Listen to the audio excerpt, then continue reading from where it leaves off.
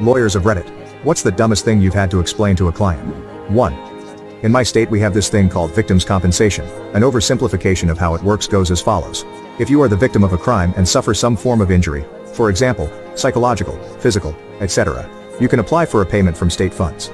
If you are the perpetrator of one of those crimes, for example, an assault, robbery, pedophilia, etc., an order can be made for you to pay the state back an amount relating to that victim's compensation.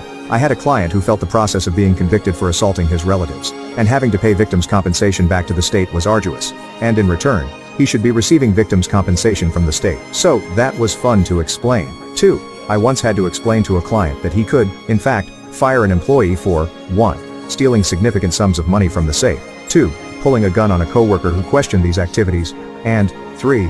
Waving said gun in a customer's face moments later, all of which were on camera. 3. I once had to explain what a maiden name was. They had no idea.